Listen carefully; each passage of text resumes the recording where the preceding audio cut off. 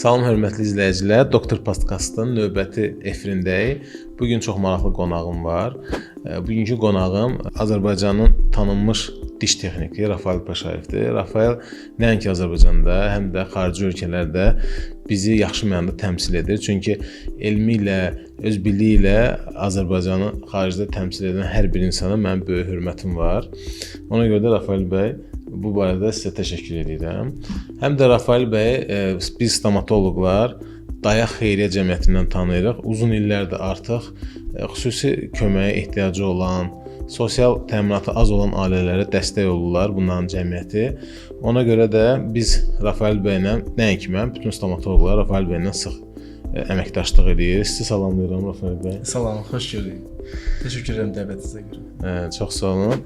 Ümumiyyətlə insanlara dayaq olmaq öz bir çətin işdir. Nəyə görə? Çünki öz işindən əlavə, özün gündəlik ailə ilə, iş yoldaşlarından, həkimlərlə ünsiyyət çox sıx-sıx olur.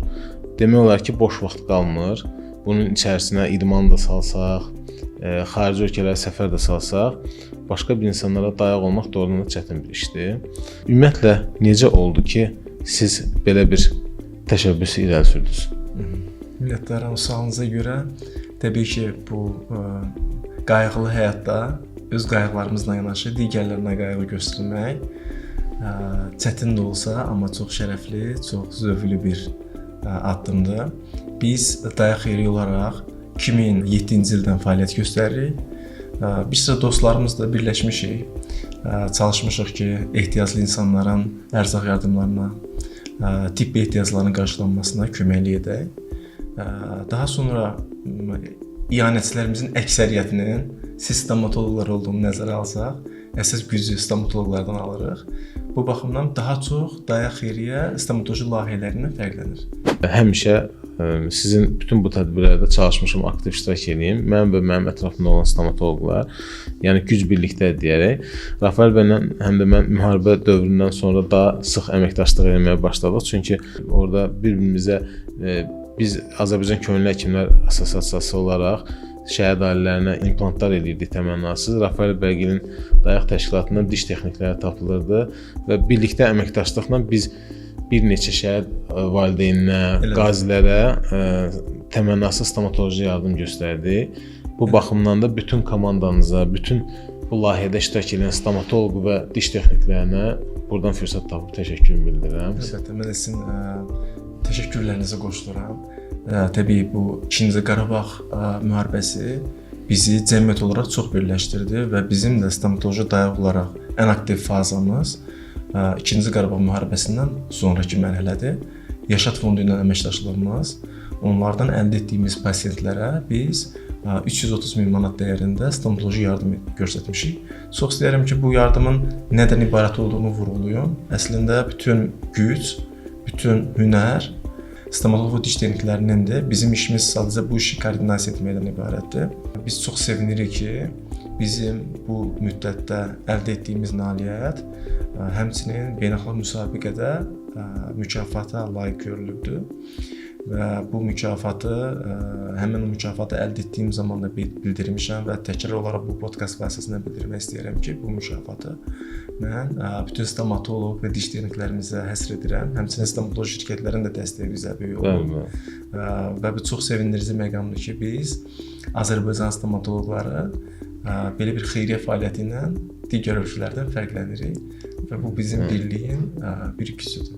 Doğrudan çox maraqlıdır. Mən belə deyim də, bu birliyi müharibə dövründə gördüm. Stomatoloji şirkətlər çox sağ olsun. Biz cəbhə bölgələrində tibb məntəqələr açanda tam təmənnasız bütün cihazlarla, bizi hətta ustalarla təmin edirdilər. Bu fürsətdən tapıb onlara heç təşəkkür etməmişik. Buradan bütün stomatoloji şirkətlərə, sizə dəstək olan, bizə dəstək olan hər birinə təşəkkür edirəm. Rafael bəy Dayaq Xeyriyyə Cəmiyyətinin təsisçilərindən biridir. Nə qədər insana təqribi yardım olunub? Bizim hər ay 100-ün üzərində ailələrə ərzaq yardımı göstərilir.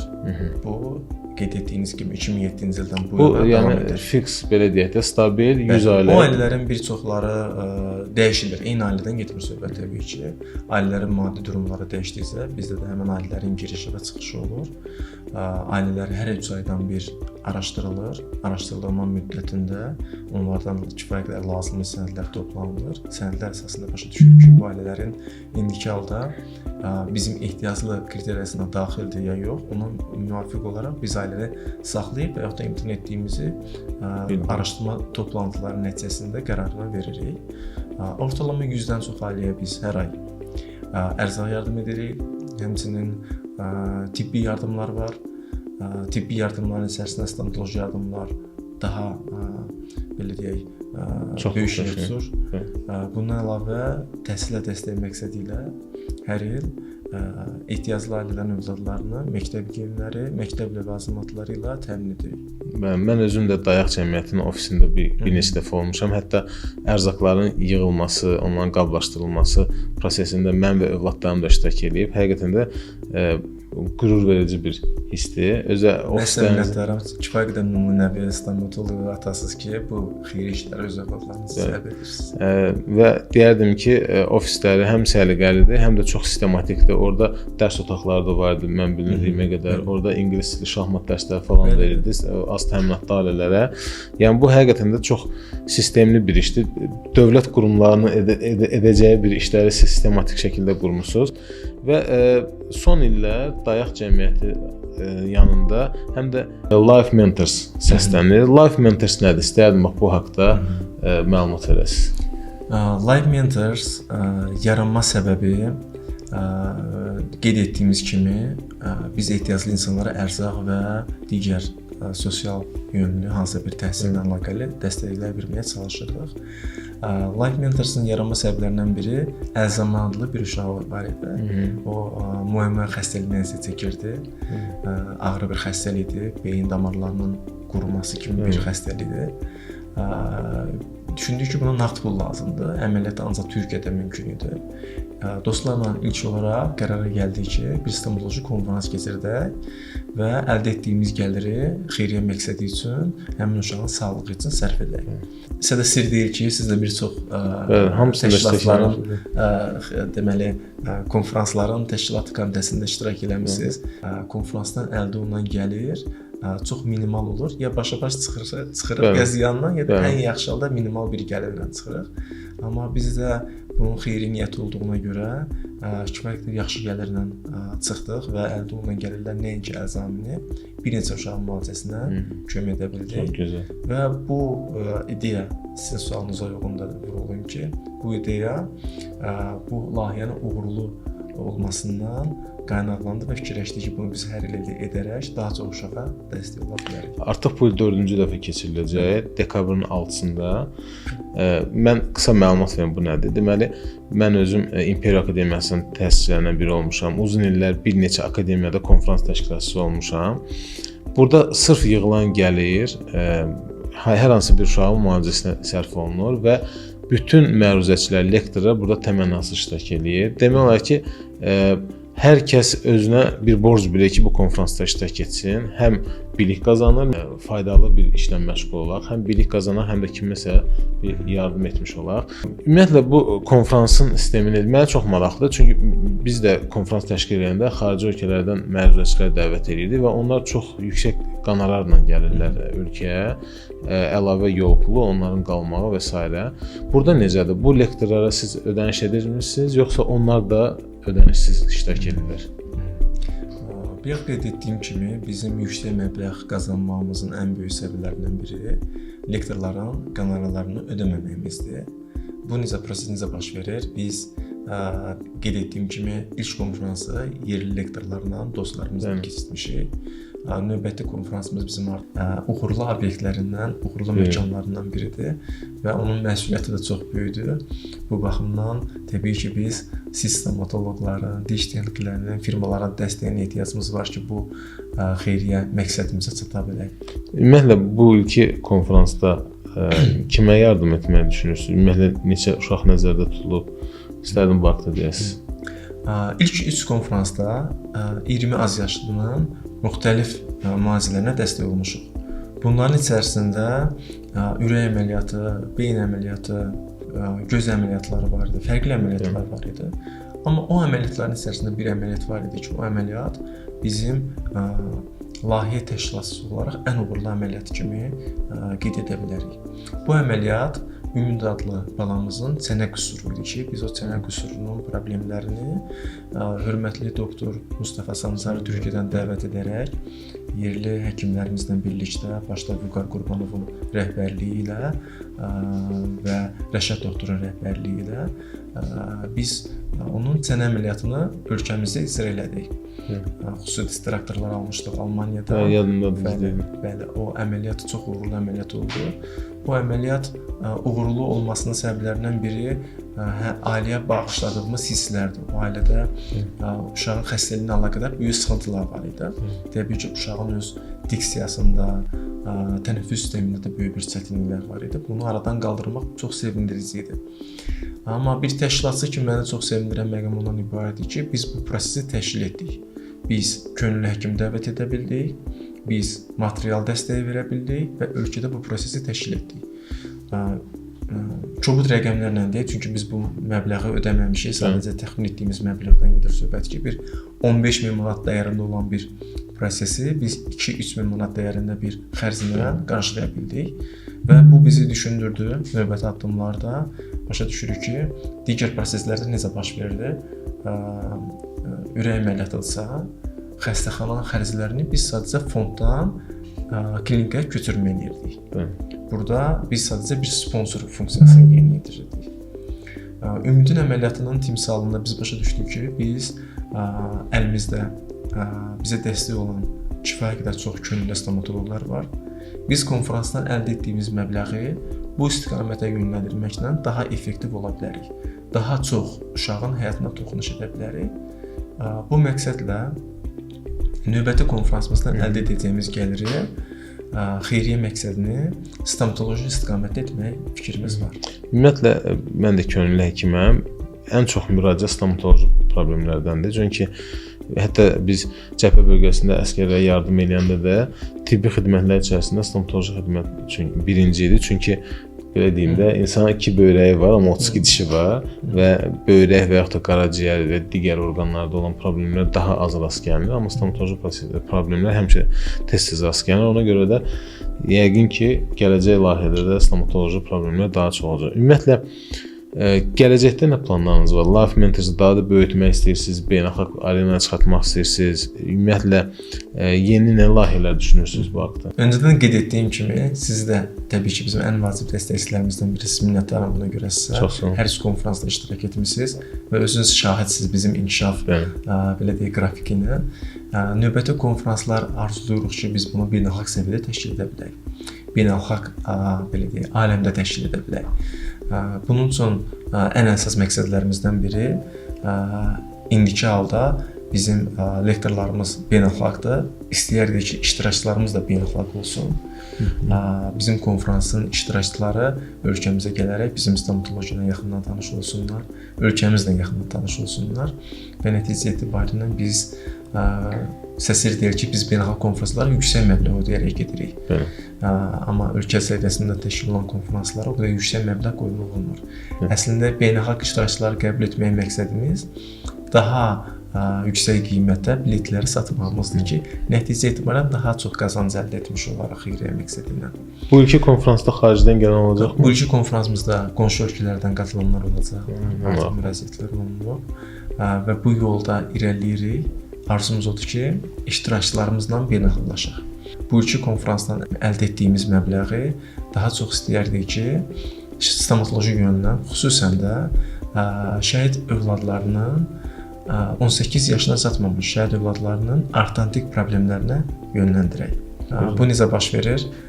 Biz ortalama bir rəqəm götürək, 50.000 qazanc əldə etsək konferansdan, bu bir uşağın ortalama maliyyə dəyəri 500 manat kimi qəbul etdiyimiz təqdirdə 50.000 manata biz 100 uşağa stomatoloji yardım göstərmiş olaraq. Bunun real məbləği, xidmət məbləği 200.000 manat civarında olacaq. Çünki bir uşağa stomatoloji minimal ortodontik yardım 2.000 manat hesablanır. Bizim Life Mentors'ın öhdəliyi yalnız konfransın təşkilatçılığından deyil, növbəti mərhələdə konfransdan əldə etdiyimiz gəlirin xeyriyyə məqsədindən xərclənməsi olacaq. Bu məsələdə bizə güvən verən stomatoloqlardır və diş texniklərdir ki, bu prosesdə, növbəti prosesdə bizə dəstək göstərəcəklər. Stomatoloqlar həqiqətən çox sağ olsun. Bəzən müharibə vaxtı bizə deyirlər ki, stomatoloqla orada nə işi var idi, yəni. Amma stomatoloqlar təşkilatı işlərdə, bax belə yardımlarda çox böyük dəstək oldu. Düşünürəm ki, bundan sonra da stomatoloqlar həmişə öz dəstəyini göstərəcək. Birlikdə biz daha böyük işlər görəcəyik. Vətənimiz üçün, xalqımız üçün, həm də dövlətimizə bir dəstək olsun deyənə. Ümumiyyətlə bu böyük bir layihədir də bu təşkil edirsiniz. Bu layihə arxasında komandanızda neçə insan var? Necə sizə dəstək olurlar? O komanda insanları necə seçirsiniz? İstəyərdim o haqqda danışasınız. Komandamızın əsas hissəsini Dayaq Xeyriyyənin nəzdində olan dostlarımız təşkil edir. Təbii ki, Dayaq Xeyriyyə bir strukturlaşmış bir layihədir və burada stabil işçilər var. O işçilərdən ibarət əsas komandamız və bundan başqa bizim stomatoloqlardan ibarət elmi komitəmiz və təşkilati komitəmiz var. Biz komanda olaraq məndən çox sevindirən məqamlardan biri odur ki, hər dəfə stomatoloqlar bizim təşkilatçılığımızdan razı qaldıqda və ifadə edəndə ki, siz bunu necə bacarırsınız və sizin komandanıza afərin, bu məni ən çox ilhamlandıran, sevindirən məsələlərdən biridir. Həqiqətən də bizim komandamız kifayət qədər oturmuş və çalışkan bir komandadır. Mən də mənim maraqlı konfransa hazırlıq, konfrans dönəmi və konfransdan sonra sizin komandada hansı işlərlə məşğul olur? Proses necə gedir? Konfransa qədər olan prosesdə ən vacib hissə lektorun tapılma prosesidir. Bunun üçün lektorlara xüsusi meyllər yazılır, dəvət olunur ölkəyə. Seçdiyimiz lektorların tanınmış, kifayət qədər məşhur lektor olduğunu nəzərə alsaq, onlara daha öncədən yazmaq lazımdır. Minimum 1 il öncə yazmaq lazımdır ki, onlar bizim konfransa qoşulmağa imkan edə bilsinlər. Daha sonra ikinci mərhələdə biz məlumatların tərcümə və çap işlərinə məşğul oluruq. İştirakçılar üçün lazım olsa informasiyanı formalaşdırırıq. Ən məsuliyyətli məsələ isə saytın formalaşdırılmasıdır. Diqqət eləsəz bizim saytlar həmişə dolğun olur informasiya ilə. İştirakçısı günün proqramı, lektorun mövzusu, abstraktı və bioqrafiyasından ətraflı tanış olmaq imkanı yaradır bizim saytımız. Həmçinin onlayn ödəniş etmə imkanımız da var sayt üzərindən. Növbəti mərhələdə təbii ki, konfransın təchizat məsələləridir ki, bələdçilərin konfrans çantalarının bu prosesin hazırlığı, konfrans müddəti gün ərzində komandamız müxtəlif postları tuturlar. Qeydiyyat prosesində, səhnədə, səhnə arxasında, sərgi prosesində. Konfransdan sonraki mərhələ isə daha məsuliyyətli məsələdir ki, biz bütün gəlir və xərclərimizi hesablayaraq dolğun şəkildə izləyicilərimizə, sponsorlarımıza hesabat verməliyik. Bu proses bizim üçün ən diqqət edəcəyimiz proseslərdən biridir. Növbəti mərhələdə isə biz artıq Life Mentors olaraq formalaşdıq. Xüsusi saytımız var, lifementors.org. O sayt vasitəsilə hər bir şəxs istənilən vaxt hər bir konfransdan əldə etdiyimiz məbləği və sərf etdiyimiz istiqamətlə tanış ola bilərlər. Növbəti addımda biz beynəlxalq səviyyədə tanınmış digər lektorlara özümüz barəsində yazmağa başladıq və o sayt bizim üçün kifayət qədər yaxşı bir alət oldu ki, onlar bizi yaxşı araşdıra bilərdilər. Və onlar bizim sayta daxil olaraq baş tutmuş tədbirlərlə tanış oldular və xeyriyyə məqsədimiz tamamilə şəffaf olduğunu görərək bizdə bir etibar münasibəti qazanıldı və nəticə etibarilə onlar qonorardan imtina edərək bizim bu xeyriyyə fəaliyyətinə dəstək olmağa razı oldular. Bundan öncəki 3 konfransın üçündə də iştirak etmişəm. Deyərdim ki, Azərbaycanda konfrans təşkilatçılığında Life Mentors'dan sonra yeni bir istiqamət açıldı. Həm təşkilatçılıq barəsində, həm sizin bu komandanızın geyim tərzi, bir-birlərinə kommunikasiya, ümumiyyətlə çəkilişlər, səhnə tərtibatı çox fərqlidir. Siz bizim həm zövqümüzə uyğun dəyişiklik elədiniz, həm bizim bizim deyən stomatoloqların ödədiyi ödənişdən bir xeyriyyə məqsədindən istifadə edirsiniz. Həm də dünya lektorlarını Azərbaycana tanıdırsınız. Biz də onları yaxından tanış oluruq. Onlar da yəni qarşılıqlı deyərdim ki, Life Mentors olandan sonra artıq mən özüm konfrans təşkilatçılığından biraz rahat olmuşam, kənara çəkilmişəm ki, artıq Life Mentors özü hər şey təşkil edəcək. Bu həqiqətən də çox təqdirə layiq bir şeydir. Hətta 3-cü konfransda siz case, yəni görülən işlər üzrə həkimlər arasında yarış da təşkil etmişdiniz. Mən də bəli, poster müsabiqəsi, mən də orada iştirak etmişdim. Çox maraqlı idi. Həqiqətən bu həkimlər arasında həm də maraqlı bir rəqabət formalaşdırır. Yəni ki, bu ildə o haqqda düşünürsünüz. Bəli. Bu ildə poster müsabiqəmiz var. Həmçinin bu illərin xüsusən tələbələri aktiv qoşulmaq istəyir bu prosesə. Qeyd etdiyiniz kimi bizim məqsədimiz konfransdan əldə olunan gəlirin 100% xeyriyyə niyyətinə xərclənməsidir. Amma bizim faydalı olmaq, xeyriyyə məqsədimiz bununla məhdudlaşmır. Biz həmçinin konfransları yüksək səviyyədə təşkil edərək ölkə stomatologiyasının səviyyəsinin qaldırılmasında da bir rol almaq istəyirik və bu məqsədlə dünyanın tanınmış ən yaxşı lektorlarını, öz sahəsinin peşəkarlarını dəvət etməyə çalışırıq. Ümumiyyətlə bu konfranslara lektorları necə təyin edirsiniz? Hansı mövzular seçilir? Bunları kimlər tərəfindən ümumiyyətlə müzakirə edirsiniz və sonrakı proseslər istərdim haqqında danışasınız. Nəzərə alsaq ki, mən diş texnikiyəm və ortopediya sahəsinə yaxın bir peşədə çalışıram. Buna görə bizim konfranslarımızın ana mövzusu ortopediyanı əhatə edir. İndiyə kimi baş tutmuş 3 konfransın hər birinin estetik stomatologiya. Estetik stomatologiya, bəli, funksional stomatologiya, ortopedik stomatologiya, prostodontiya deyilən bir sahəni əhatə etməyə çalışırıq. Təbii ki, stomatologiya yalnız bir sahə ilə konkret məhdudlaşa bilməz. Burada digər sahələrin birlikdə qarşılıqlı əlaqəsi çox vacibdir və bu multidisiplinar yanaşmaya uyğun olan mövzular biz üçün də aktivdir və bu ilk konfransın mövzuları həm diş əti toxumaları, həm implantologiyanın ortopediya ilə əlaqələri və xüsusən də digital stomatologiya sahəsini əhatə edir. Mövzuları təyin etdiyimiz zaman çalışırıq gün ərzində çıxışları dolğunluğunu təmin etməkdən ötürü qısa çıxışlarla deyil.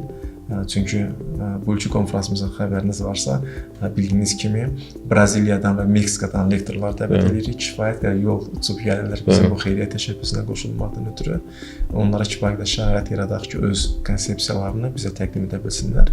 Buna görə gün ərzində yalnız 4 çıxış mümkün olur. O 4 çıxışın öz aralarında bir əlaqəsi olur ki, yekunda bizim onlara təqdim etmək istədiyimiz ideyanı iştirakçı günün sonunda qazanmış olsun. Rafael bəy, ilk 3 konfrans haqqında istərdim ətraflı danışaq. Məsələn, ilk 3 konfransdan sonra həkimlərin müraciəti, yəni iştirak sayında artım varmı, maraq necədir onlarda və ümumiyyətlə bu konfransdan yığılan məbləğ neçə uşağın müalicəsinə sərf olunub? İstərdim bu haqqda ətraflı danışaq. İlk konfransdan növbətlərə getdikcə konfransın həm iştirakçı sayında, həm də qazancında artım var. Bizi ilhamlandırır, sevindirir. Çünki komanda olaraq ən aktiv fazada 6 ay, amma lektor axtarışlarını nəzərə alsaq, 1 il müddətində bir zəhmət qoyuruq komanda olaraq və bu müddətdə bizi motivasiya edən məqamlardan biri də yekunda lazımi məbləğin toplanmasıdır. Bu bizi niyə motivasiya edir? Çünki məbləğdən asılı olaraq biz neçə uşağa dəstək ola biləcəyimiz müəyyən olunur. Bu baxımdan məbləğ bizim üçün çox vacibdir və ən vacib belə deyim, motivasiya alətlərindən biridir. Bundan qabaqki konfransların 3 konfransdan ümumilikdə 20 uşağın müalicələrini həyata keçirmişik. Burada müxtəlif müalicələr var. Bunlar hamısı ölkə xaricində olur? Əksəriyyəti ölkə xaricindədir və yaxud da elə bir xəstəliklərdir ki, indiki halda bizim sığorta onu qarşılamır. Biz o müalicələri nəzərə almışıq. Təbii ki, sığorta qarşılaya biləcəyi təqdirdə bu dayaq xeyriyyənin öhdəliyinə düşür ki, o uşağı, o ailəni doğru istiqamətləndirsin və müəyyən sənədlər prosesdə kömək olsun, dəstək olsun ki, o dövlətdən bu dəstəyi ala bilsin. Əsasən, ölkədə sığortaya düşməyən və yaxud da ölkədə müalicəsi mümkün olmayan xəstəliklərdir ki, biz onları xaricdə əməliyyatlarına icra elətdirmişik Allahın izni ilə saytımıza daxil olsaq, saytda hər bir uşağa xərclənilən məbləğ, həmin uşaqların xəstəliyi barədə görüntülər, foto və video görüntülər, həmçinin xərclənilən vəsaiti təsdiq edən qəbzlər, xəstəliyini təsdiq edən sənədlərlə tanış olmaq mümkündür. Şəffaflıq yönündən yekun olaraq vurğulayım ki, biz saytda hər bir tədbirdən əldə etdiyimiz qazancı yerləşdiririk və daha sonra təyinatlı olaraq xərclərin hər bir xəstə üzrə xərclərini təsdiq edən sənədləri yerləşdiririk ki, iştirakçılarımız, xüsusən də mentorlarımız ki, hansı ki bizə bu xeyriyyə təşəbbüsündə dəstək olurlar və uzaq yol qət edərək xeyriyyə təşəbbüsümüzə qoşulurlar. Onlar əmin olsunlar ki, onlar həqiqətən də bu konfransa qoşulmaqla bir və yaxud da bir neçə həyatı xilas etmiş olurlar. Bəs lektorların mənə maraqlıdır, fikirləri necədir? Gələndən sonra ümumiyyətlə tədbir, bizim auditoriya, sonra yəqin ki siz gördüyünüz işlərdə onlarla danışırsınız da. Onların fikirləri necədir? Mənə maraqlıdır. Təbii ki, bu o qədər də çox rast gəlinən bir layihə deyil. Nəinki bizim ölkədə ilkdir. Beynəlxalq müstəvidə isə çox nadir layihələrdən biridir ki, insanlar bir araya xeyriyyə niyyəti ilə bir araya gəlirlər. Və onlar ən azı 500 nəfərdə belə deyək. Bəli, ortalama. Böyük sayı. Bir yaxşı sualınıza uyğun olaraq vurğulamaq istəyirəm ki, hər il bizim konfrans iştirakçılarımızın sayı artdıqca, təbii ki, biz məkanlarımızı dəyişməli oluruq. Məkanlar bu ilki məkanımız Bakı Konqres Mərkəzidir və Bakı Konqres Mərkəzi ölkənin, nəinki ölkəmizin, dünyanın kifayət qədər tanınmış, belə deyək, konfrans təşkilatçılıq yönündən uğurlu obyektlərindən, uğurlu məkanlarından biridir və onun məsuliyyəti də çox böyükdür.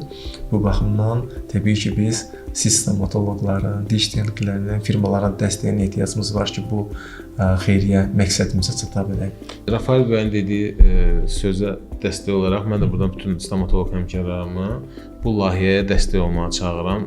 Ən birinci dəstək təbii ki, konfransda iştirak etməkdir. Əgər konfransda iştirak edə bilməyəcəksinizsə, mütləq dayağın növbəti ortodontik layihəsi olacaq. Düzdür? Ortodontik layihədə ən çox da ortodontlara səslənirəm. Bu layihədə dəstək olun ki, bizi azad və müstəqil bütöv Azərbaycanda yaşamağa kömək olan şəhidlərimizin övladlarına dəstək olaq. Bəli. Nədir? Rafael bəy, bu çətin işdir. Birinci çətinlik ondan ibarətdir ki, mən bu təcrübəm çoxdur da. Birinci insanları bir araya yığmaq, onların düzgün konfrans keçirmək, düzgün məlumatların çatdırılması, hətta sizin konfransların çox maraqlı bədii hissəsi olur. Yeri gəlmişkən bu il nə olacaq? Bu sürprizdir. Aha, çox maraqlıdır. Bu 6 dekabrda bizi səbirsizliklə gözləyirik həmin sürprizi.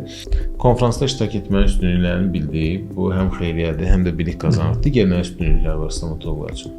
Ən böyük üstünlüklərdən biri yenə də biliyə vurğulamaq istəyirəm ki, proqramımız çox zəngindir və lektorlarımız kifayətlə tanınmış lektorlardır.